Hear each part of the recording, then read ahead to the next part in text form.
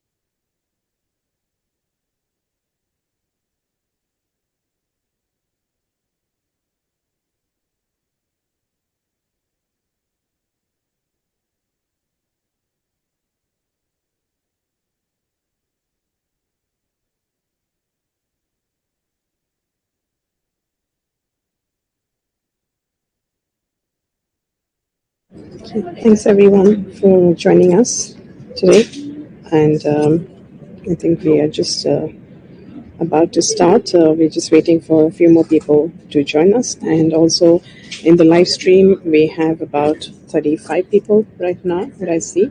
So we will wait for a few others to join in the next 1 or 2 minutes. Thanks everyone, especially Paul, for doing this session for us at 1 o'clock in the night for or early morning. So,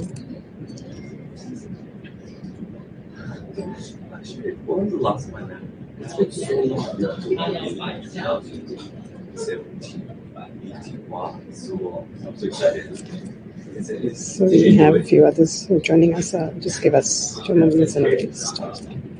I'm glad that you have thought of it. I'm sorry that it's a pleasure to be for you.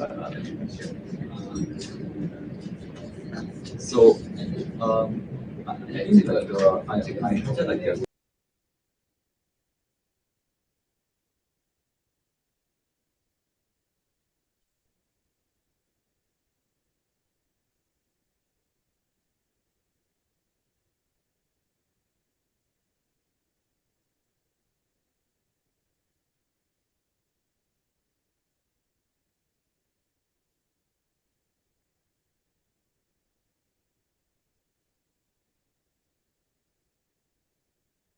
Let's start.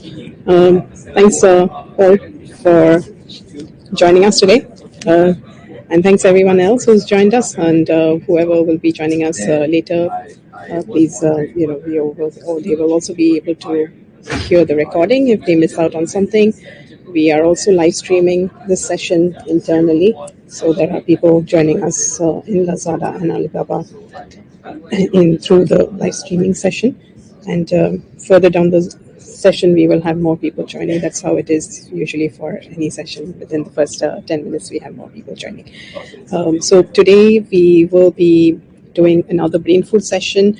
And this is one of the most interesting ones which we have had. And frankly, for me, I'm very excited about this, especially when I heard the concept, when I read about it from Paul.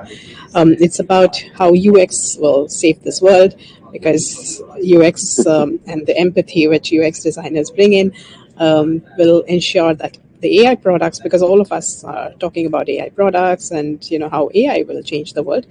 So AI will change the world, but UX will save the world. So that's how I see it, and this topic as. And so how to ensure that AI products are pro-human. So AI Human Manifesto is a simple framework which actually Paul has come up with, and he has spoken to a lot of experts, because he through all his contacts and all the events that he does and all the connections that he has with very senior members of the design community. So he designed this framework for designing pro-human AI products. Its 5 core concepts will balance the progress and power of this exciting AI, new technology of AI, with the human creativity, societal well-being, and environmental sustainability. So it's a full manifesto. It's obviously, I've read it and I've seen it. It's quite detailed. So obviously, I don't think Paul will have the time to go through all the details right now, but he will take us through the basics and also the core of it. So if you're joining us through the Zoom meeting, you can also listen in to the Chinese translations. So there are live Chinese translations, and we'll tell you how to look into it. So if you are on live stream, and especially for the people joining us internally within Lazada and Alibaba and Taraz, if you think that you're more comfortable in Chinese, please use this function. Firstly, join the Zoom session, and then listen to the Chinese translation by using the interpretation function, or you'll see a globe function depending on what Zoom, whether it's a web or the app version, and then you can select Chinese as the option. And you have to obviously mute the original audio, or else you will listen to both English and Chinese, which is not the most comfortable to hear. So that's for Chinese translations. If you're joining us through Zoom, also a few other things which I forgot to mention is that please keep your camera off and your microphone off till the end of the session, so that if we can just the streaming is perfect, and at the end of the session, please feel free to unmute and ask any of your questions. If you want to put in questions in the meantime, please put it in the chat box, whether it is in the Ding Live or in the Zoom. uh, so yeah, and also if you need AI captions in Ding Live, the people who are listening to live streaming, please turn on your subtitles. You will get the AI captions in English or in the language which you prefer to listen to. So that is for people who are on live streaming, but that is AI driven, which means it's machine led. So it may have a few errors here and there from what we have noticed. Yeah, so just moving on to also who we are and as a team, and also introducing Paul. So we are actually part of the user product and operations team within Lazada. So for those of you who are joining us from Lazada, we are part of that team, just in case you were wondering. And to introduce Paul without any delays. So Paul has, just can you go to the next screen, please? Paul has been working in the UX and product design field since 1980s. And in fact, he had designed a cutting-edge competitive intelligence application for the new Apple Macintosh in those days, in those years. So yeah, and his expertise extends to education and thought leadership. He's actually, I'm very proud to say that he's one of my mentors. So he has seriously shown me, and all the different ways of thinking on UX as well. So he developed and taught UX strategy workshop in most of the bigger companies and the FANG companies, and a lot of others across Europe and USA, and also in Asia. He has been actually doing the UX Strat conference along with Europe and US. And recently, he has also launched the Create conference, which is a groundbreaking conference dedicated to only AI product design, because the Strat conference was about UX and product, but it was this one is for AI related product design. So yeah, he is the MD for Experience Strategy Partners. He actually has a lot of different roles. So I will leave it to him now. And thanks for joining us and sharing at 1 o'clock in the night from US. Thanks, Paul, for doing this. Please, it's all yours. So please feel free to share your screen and yes. All right. Can you see my screen now? Yes, we can, and we can hear you as well. Okay, perfect. Well, first of all, let me say thank you to Sanchita. This is very kind of you to invite me to participate in this brain food broadcast. I want to talk about UX saves the world, how to ensure AI products are pro-human. First, I want to go over a little table with you, and that is about your work, because I think a lot of the people that are on the call today are involved through their workplace with this presentation. And at work, you're on multiple levels when you go into your job. So can I just interrupt? Would you like to share it on full screen? Then that would be better. You can't see my full screen? No, I can. I can see your notes and everything basically. So yeah, this will be better. Yeah, this is better. Okay, I'm surprised. All right. You go to work on multiple levels, and one is as an employee. And the way to succeed as an employee is to be a good employee. Easy enough said. And your job there is to add value to the business, to the products and services that the business produces. And the person that can help you with that and can guide you and can tell you if you're doing a good job is your manager. You're also there as a professional. That is your job right now, but you have a career that you're developing. And your way to succeed as a professional is to be a good professional, to learn about your profession, understand what other people are doing. You're responsible for your profession. Your company is responsible for your job right now. And if you're fortunate, they can help you grow your career. And maybe you have a wonderful mentor like I do, who is Sanchita, and able to show you some of the things that they've learned. And then there's you as a human being. So these are different spheres. As a human being, to succeed, be a good human. And that's to have a positive impact on humanity. I don't know how you can do that. I'm going to give you some suggestions today, but this is really up to you, what you feel like your responsibility is in that realm. But I want to be clear that I don't think that our companies are responsible for us saving humanity. I think it's a personal thing that you bring into the workplace, and it's a privilege that you have to earn.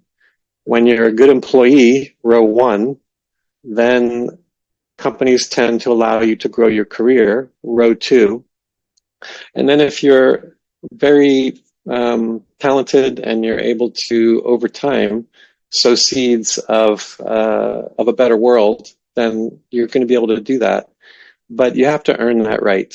And being out in nature a lot, one principle that I've learned is that this is Maslow's hierarchy of needs, is that if your needs of safety are not met, then your needs of saving the world are not going to be possible. So my rule of thumb that I want to get across, this is almost the last slide as well, is safety first. Before you can save the world, you have to save yourself. Okay, so the things I'm talking about today, I don't mean that everyone needs to bring into the workplace immediately. I think there's some ways to do it that are intelligent and that make sense to the people around you. So back to the slide. I'm going to take this in two parts.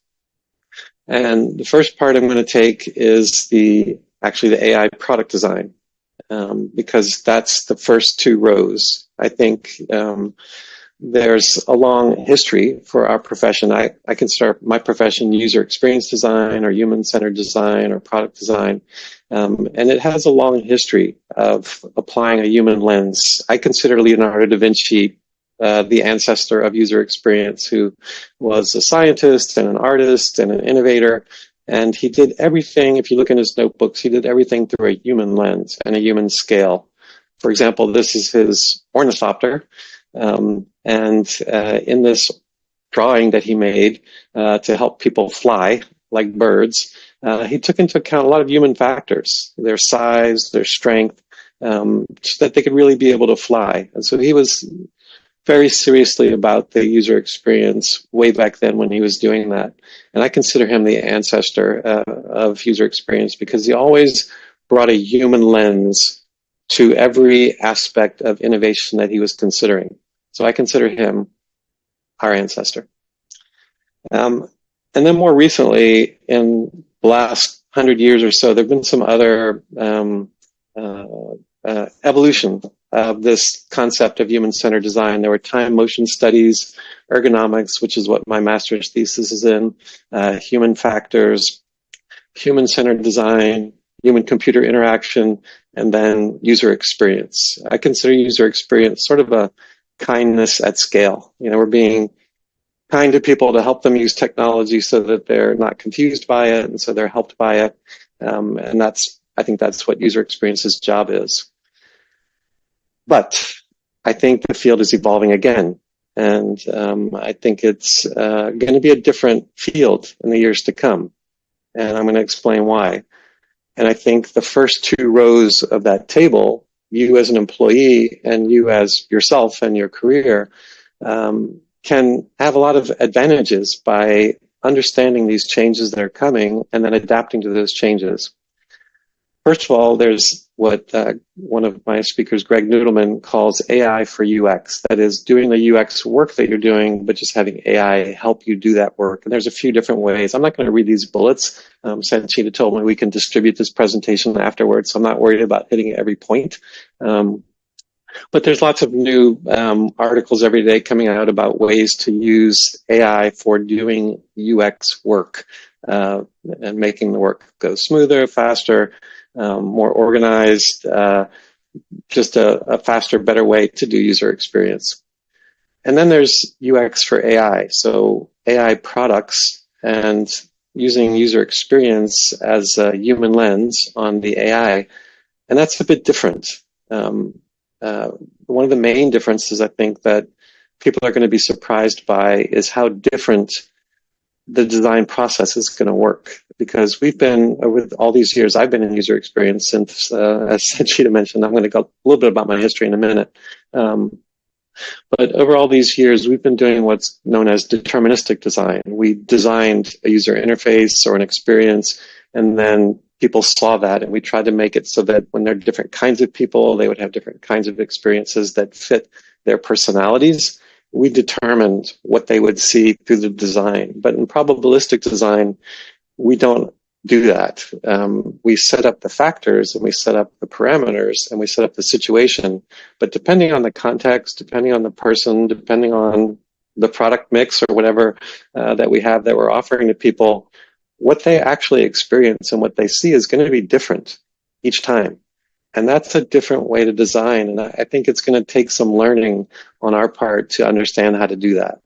Also, user experience has, especially when I was active in user experience design instead of events, we kind of were in the back room. We did our user experience stuff and, we interfaced with other people, but a lot of it was on our own. That's not going to be that way with AI design. We have to work very closely with the data scientists and engineers. And then it's not a linear interaction at all. It's a complex path analysis that we have to learn how to do. Statistics have been left to brilliant people like Sanchita and others who understand quantitative research and things like that. But to be a designer with AI, statistics are the basics. You have to understand linear regression to the mean, the way that the AI actually works. And that's going to be some math. And so some people are going to want to do that. Some people are not going to want to do that. Prototyping is going to be different as well. It's just a much more involved prototype than doing some wireframes on Figma and saying, press prototype. It's just not going to be quite that straightforward. And that's why I feel like my organization, the UX Strat, or it's now called Strat, and the Create events that we're coming up with, that's why I feel like we need to have a new way to teach people about this. And I'm calling it the AI Bootcamp for UX teams. And here are some of the factors that I think that we have to include, or some of the components we have to include in the bootcamp. One is the best AI use cases. And if you're like every other organization that I've talked to recently, they're basically saying, put Gen AI on our product and do it today. And that's kind of the mandate, is to strap ChatGPT to whatever products and services that we're offering. But moving forward, that's not the way to do AI product design. It's rather, let's find out where it really fits and where it's going to improve the customer experience, and long-standing problems we weren't able to solve with websites and apps, we can now solve. And so looking for those use cases, I think, is something we're going to have to teach in the boot camp. Also, the key junctures in the AI product lifecycle where UX can have the most impact. It's not the whole thing. It's at certain points we need to come into the game and to bring our best deliverables and our best conversations that we can with the data scientists and engineers and business owners, et cetera, at those points. Because if we wait later than that, we're not going to actually be able to impact the experience. And then the user research that informs AI is just going to be a bit different than the user experience research that we do for websites and apps, because it works different, and it has a different set of opportunities and paths that are going to happen that require a different kind of research. The models that AI uses right now, if we're just adding Gen AI to whatever our products are, the model is fixed. They made it, and then we just have an API that makes it work with whatever we're doing. But in AI product design, it doesn't work like that. If we're not part of the model, then we're not part of the experience. We're just going to be decorating it, or we're going to be, seeing how usable it is or something else, but we're not going to actually affect the experience unless we are understanding how the model's formulated. And that model is sort of a complex formula or algorithm that takes in a lot of factors into account that are then creating that design. And so if we skip out on the model part because it's complicated to learn how to do that, then we're not going to actually be able to shape the experience. Also, data collection. This is not user data or the kind of data that we're used to dealing with in user experience. This is the data that feeds the model. And this is the province of the data scientist, of course, but there are questions that we can ask during the data selection process, during the data quality process. There are questions that actually do impact the experience quite a bit. And so we're going to have to get our hands dirty with data early on. And then bias, it doesn't mean like I don't like that kind of person or that kind of person. Bias just means there's something that makes the data off, and it makes it not accurate and not random and not statistically correct. And then finally, prototyping and evolving the product. It's not just going to stay how it is. Things are going to change over time. So the model has to also change. And I think that we have to be involved in that. So that's the boot camp idea. I want to see if we can train people to do that. I almost see this as a different role. I had the HCD and the HCI and the ergonomics and all that. I think this is a bit different from what I would say. Hey, you have a degree or experience in user experience. That's one thing, and it involves apps, it involves websites. But I almost think we need a different designation for people that have gone through the boot camp and then also progressed in those skills to where they're able to really contribute. And I think that's going to be a set of qualifications that if you develop those, going back to my little table, your row 2 and your row 1 are going to be much better off, because the world is going to be changing, and over time, what's valuable today to the company is not going to be valuable tomorrow, or it's going to be very segmented off into a certain kind of value that you're able to add. And so I think whether it's called this AI experience architect or something else, I don't really care about that. But what I do care about is that people like Sanchita are able to hire people that they know, like, that person has that skill set, and they're able to join, the team and be able to impact these products. And part of that is, how human-centered design or user-centered design is going to apply to the AI system, and the way to design the systems and the environments that they operate in, because they operate on multiple levels. Understanding how trust factors into it. I'm going to talk a lot more about trust later. The knowledge of how to incorporate insights into the training data and the model iterations as the model becomes better and as it learns, the way to impact it is through different kinds of research that we're able to do. We're able to bring that. And then being able to prototype the experiences, and then after the launch, be able to help to evolve that product. So I'm calling this AI Experience Architect, but I do think it's not going to be like the same role that we've been calling user experience for a long time. I think it's going to have to be something different. And so the point of the boot camps and the point of getting us upskilled to be able to work on this is to add value to the business, to grow your career, and I'm hoping to have a positive impact on humanity. And I'll explain why. That's in part 2. That's the pro-human part. Let me introduce the human that I know best, and that's me.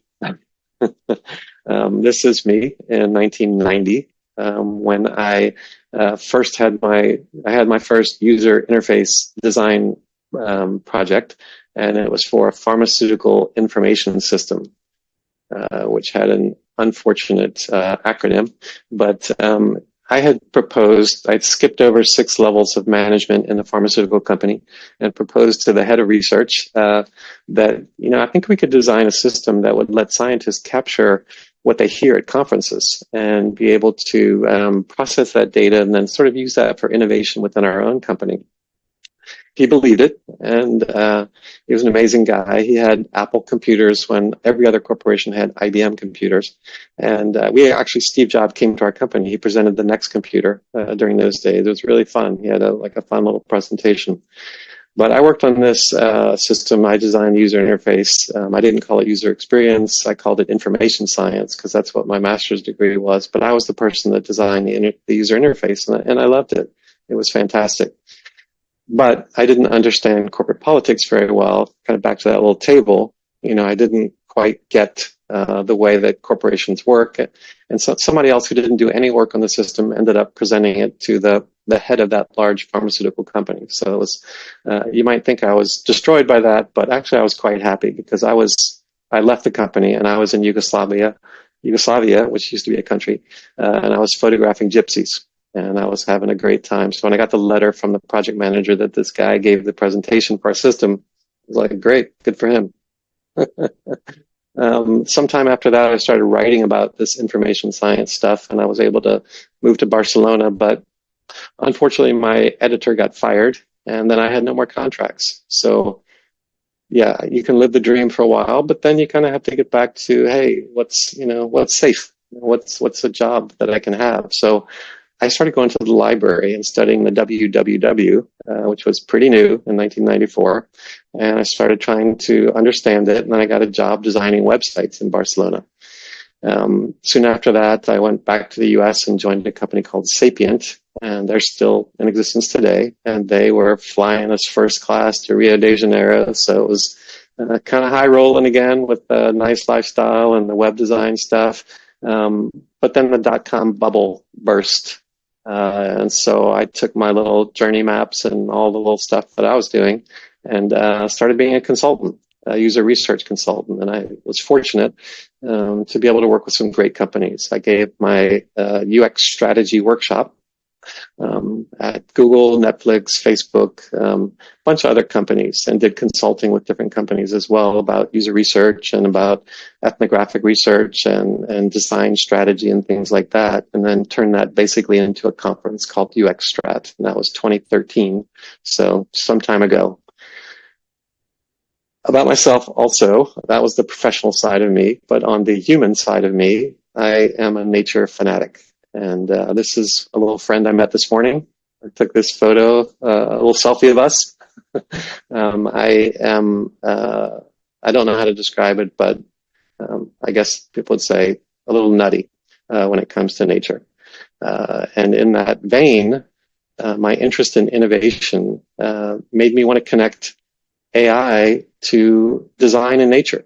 And I know that's kind of a stretch. I don't mean biomimicry. I mean, how do we design AI so that it's helpful for humanity in our next step of evolution? Because I think AI is going to be an inflection point of evolution when everything is intelligent and everything is talking to us and we're able to interact with things in a way that we've never been able to interact before.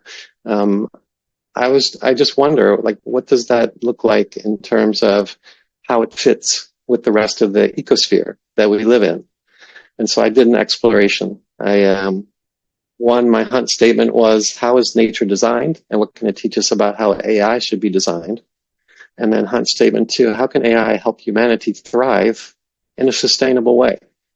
So I drove from Amsterdam to Barcelona. I was camping and doing photography. And then I drove from Cocoa Beach, where I live now, which is one end of the United States, to San Francisco, and going to national parks along the way there.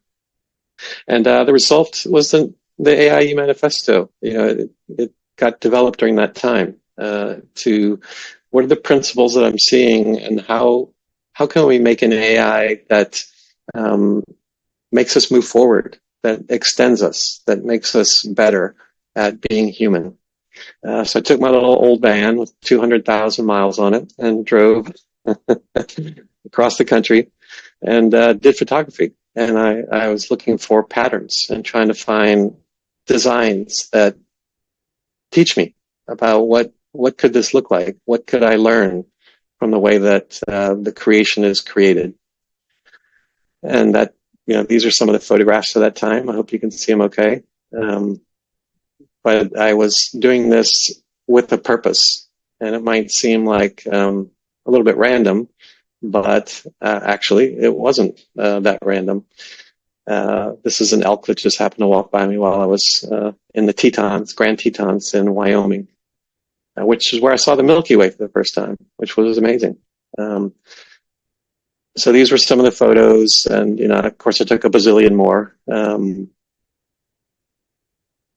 And by themselves, they're nice, they're pretty, but there's a story to each of them. So this is just an example story. I know this is going to look a little bit strange. Sanchita, I apologize if you're embarrassed by this, but I want to show like what it was actually like, and not just those nice, pretty pictures.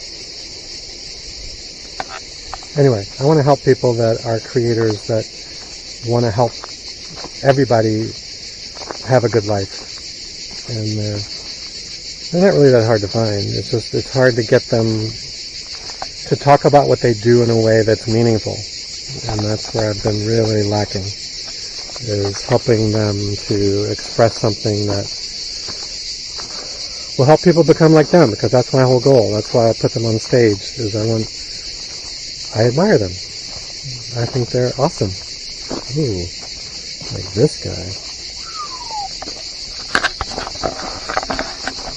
Look at that guy.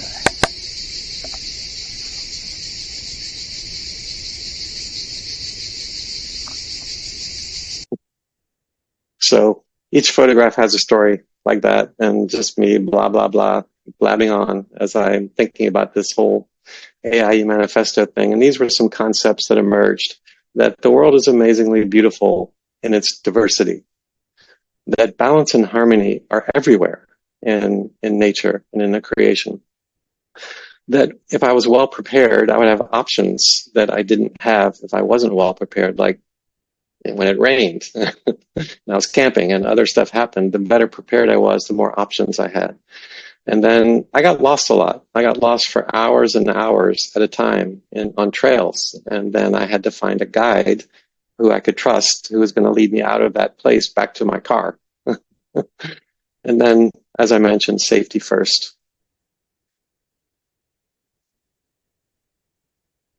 Trying to get to the next slide.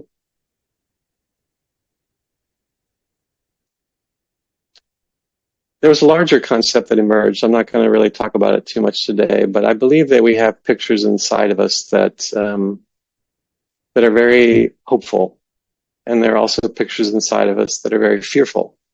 And we give a lot of weight to one or the other, depending on how people react to us, depending on our conditioning, depending on our DNA, depending on our neurology. So I've written a book. I'm calling it Reset, using AI to reimagine your career and your lifestyle. And it involves making those pictures, the hopeful ones, more explicit. And so these were pictures on my vision board, but they're not there anymore because they came true. And so I have a workshop and a book where I want to show other people how to basically get the pictures that are buried in there out into reality, into everyday life. so that you're living the life that you really love, that you want to be living. And so on to the AI Manifesto as promised, the DBOTs.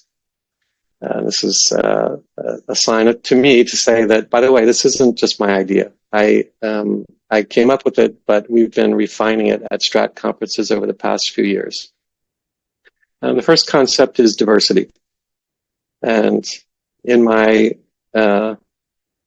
of my searches in nature, diversity was this is the by the wind sailor on the beach in front of my place.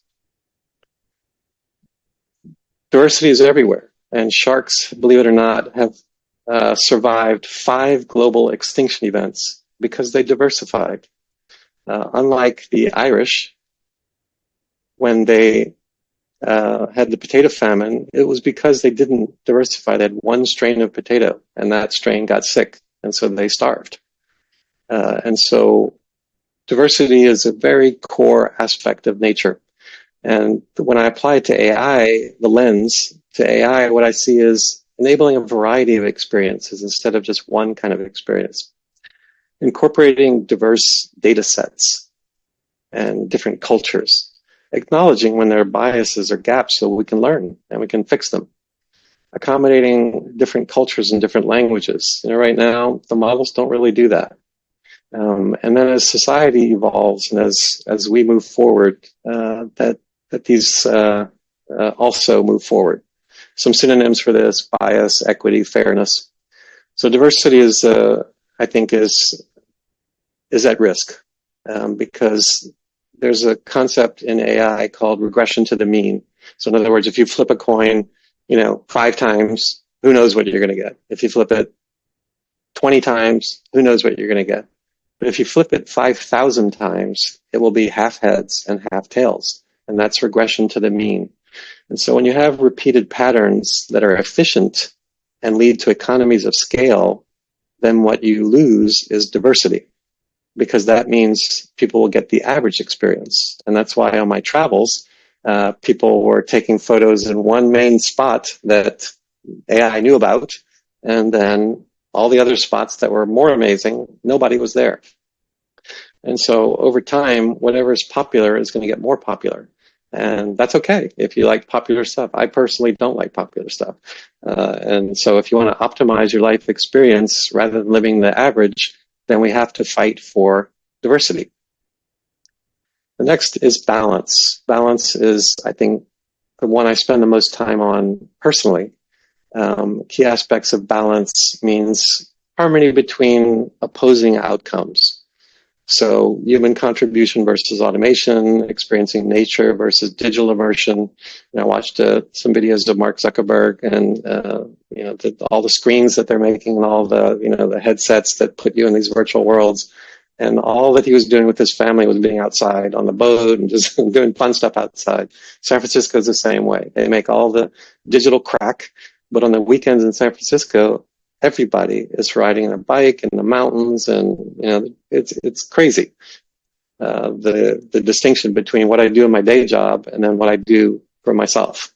Sophistication versus safety, environment versus progress, business success versus helping humans have a better experience.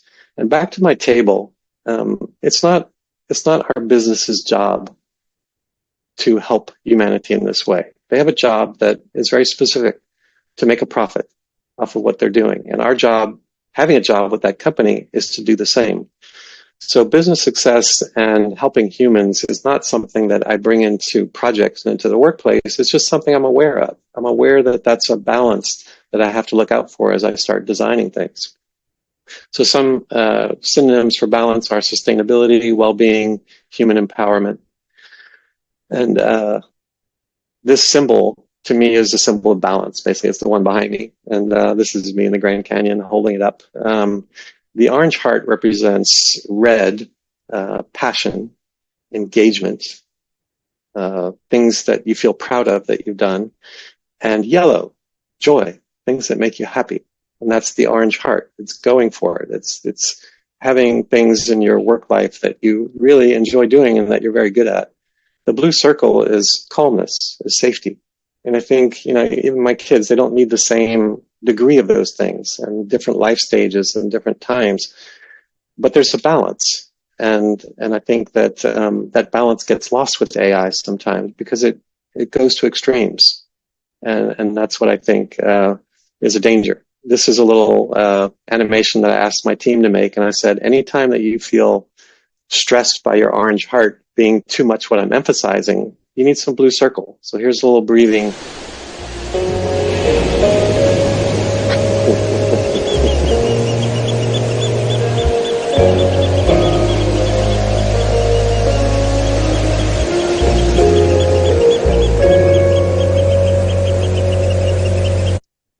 And I said you can do that as often as you want and whenever you need to. Options, opt in. I think a lot of times, and it's not practical to give people options with AI. It's just they just don't even want those options because they want it to do what it's supposed to do. But there are times when we will want control, and we don't want to be forced into the AI part of the solution, and that's where the options come in, the control factor. And I think that there are places where it makes sense, and there are other places where it doesn't make sense. But the idea of including options and bringing that to the table when you're designing the products is very important. So this has to do with control, user autonomy, transparency, things like that. And some synonyms for this are governance and I can't read the other one because I don't see my notes. Accountability. So these are some key aspects of options. This is the one, trust is the one I think that the business can understand. Because if people don't trust your AI solution, they will not use it. And I think this is the one we can make a case for when we're on AI products right now. I think some of the other ones balance, like who's going to understand that? I don't think anybody's going to understand that in a business context. But trust, they're going to understand. And as user experience professionals, we can make that argument that if we don't make something trustworthy, and we don't calibrate that trust, in other words, they shouldn't trust it too much and they shouldn't trust it too little, depending on the application. If it has to do with booking a flight, that's one thing. If it has to do with brain surgery, then the trust is quite different from what you're going to want from that system, and that's called calibrated trust. And so I think this is one aspect that we can really drive home early on in bringing the AI Humanifesto to our teams. So trust is earned. It's not necessarily given. It requires that people believe that you're taking their interest into account rather than just the business interest. And then once it's broken, you just can't get it back. Just like in real relationships, trust is, once you show you're not trustworthy, then you're not trustworthy. And so I think we can make that argument to the companies fairly easily, but we have to do it intelligently and not endanger our jobs. If you get fired, you can do all the preaching of the AI Manifesto you want. It's not going to help anybody because you lost your seat at the table. So I think trust is one of those things where we can have a big impact. And again, we're going to give out the presentation, so I'm not going to read all this blah, blah, blah to you. But trust, I think it's pretty evident what that means. Other words for it, transparency, reliability, explainability.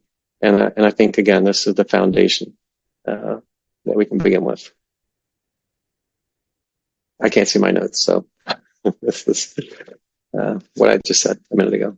And then safety, I have it last because I wanted to have the acronym. Actually, Sanchita had suggested that, and I agree with it. But safety, I think, is number one. And I think safety first. And safety in AI design means it's not going to harm people. And, you in the business might have different ideas about what that harm looks like. And I think that we have a job to do. And we need to do it well. My wife worked in a hotel for a while, and they would have people that had reservations that they didn't have rooms for. They actually had rooms, but that wasn't a person that they were going to give them to. And what you're supposed to be is not empathetic. You're supposed to act empathetic. And she ended up giving them rooms. Well, the business didn't like that. But you know what? They were right, actually. They had a model and they had a way of doing things. They had a capacity. And even though she was being nice and human-centered, it didn't really serve the business very well. And so I think we have to approach these things intelligently. Safety also involves privacy, informed consent, security. These are aspects of safety. And some synonyms: security, privacy, robustness, safety first. For example, this is me hiking, having a good time, and about 10 minutes later, I saw this sign. I wasn't safe. And I love the last one. It's blah, blah, blah, blah, blah, do this, do that. Fight back hard, as in, like, what other kind of fighting is there? But anyway, I was not safe. This is where I swim every day after I exercise. And this is what I saw one morning.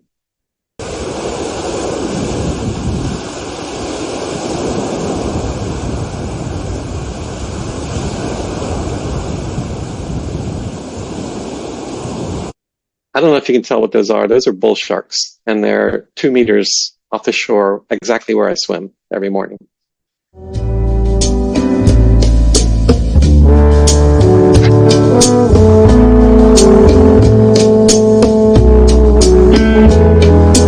That's an alligator in a lake that I was sitting next to here in Florida. Got a lot of those. A business has a responsibility to its shareholders to make a profit, and most businesses don't have kindness OKRs. You're not going to help a lot of people if you lose your job, so be a good human, live your values, but safety first. You know, I have some limitations. This is one of my limitations is I have severe ADD. Thank you so much. It was really amazing. Hello, I'm here with Paul Bryan at the Strat conference. I think the biggest question people want to know is, where do you get your inspiration? Nature is a big inspiration for me, like that parrot over there in that tree. Like that parrot over there in that tree. Yeah, I have some limitations, but I hope you got something out of this, and I would love to answer some of your questions. Maybe somebody can help me understand how we should do that. Hello. Hi, Paul. Thanks for the sharing. Let me see if we have any questions, and especially the people on Zoom. Thanks for joining us. If you have any questions, please feel free to unmute yourself and ask questions right now. And I will also check the live streaming very soon and see if there's any questions. Actually, the live streaming is on a little bit of a lag, so we might get the questions a little bit later. So we'll take the questions from. Should I stop sharing my screen? No, it's okay. It's perfectly fine. Yeah. Anyone from the Zoom, the attendees, anyone has any questions, please feel free to unmute or just put the questions in the chat.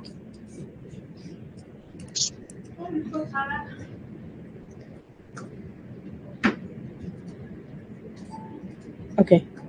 I don't see anyone unmuting right now.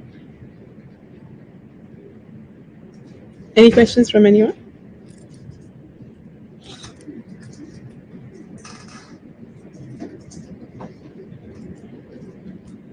Okay, let me check the live stream as well. I think there's no questions in the live stream as of now. It's very common not to get questions.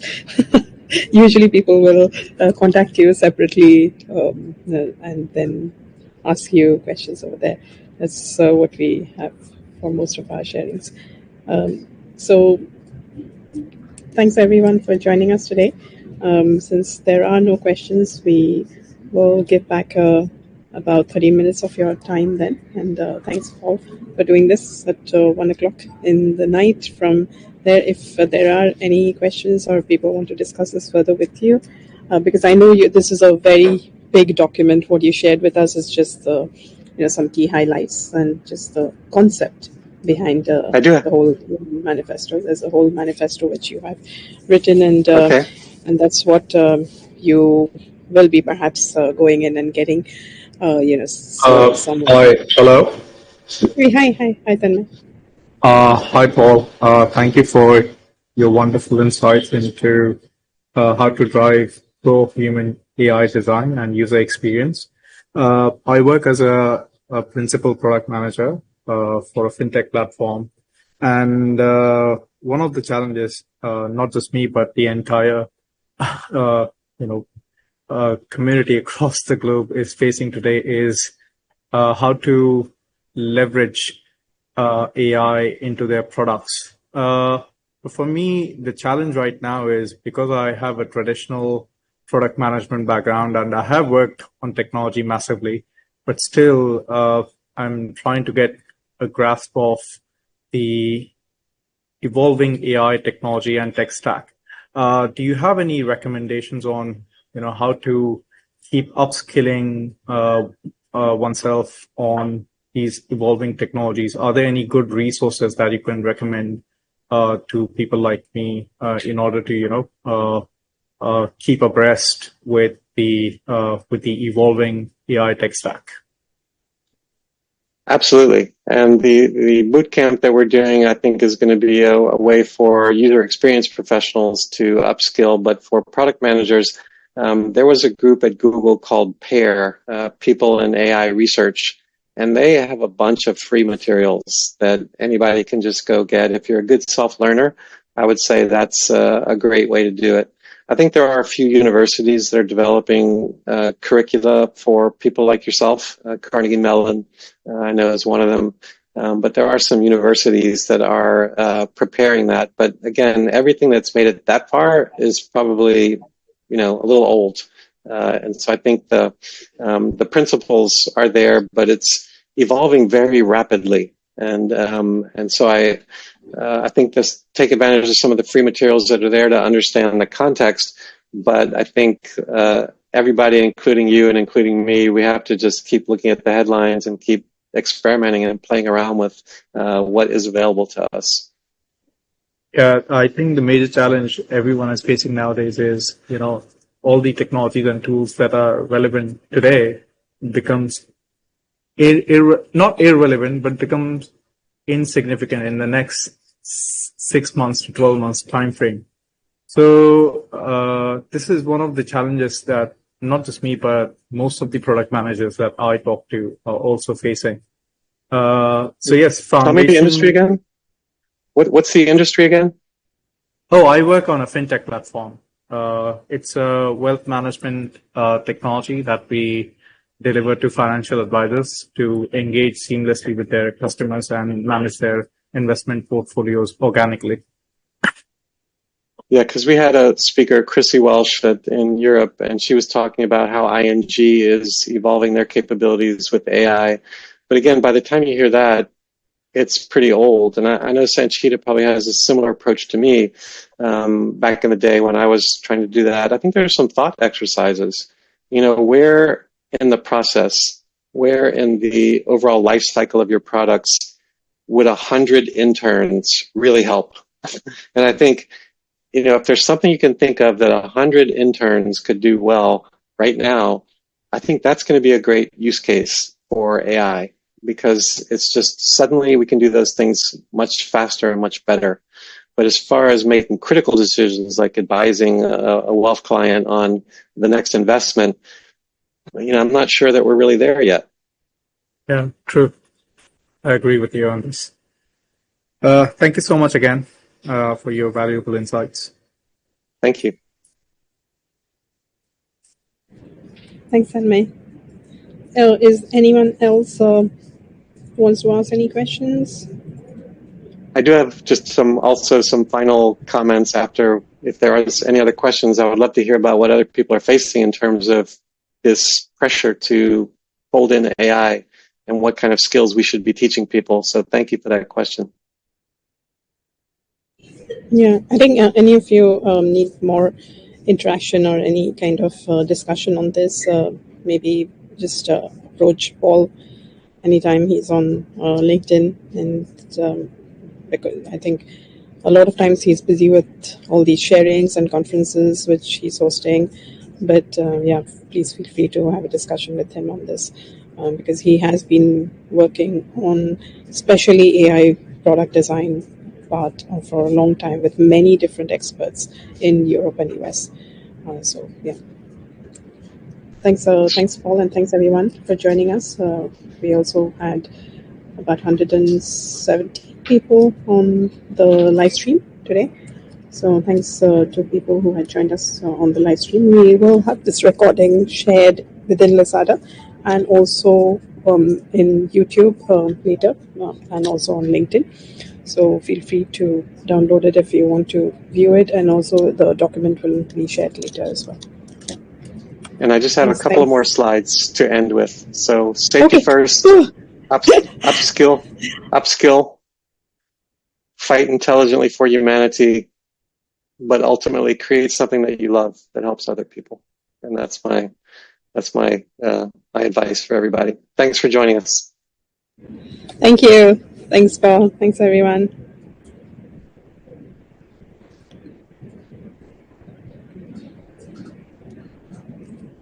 Recording stopped.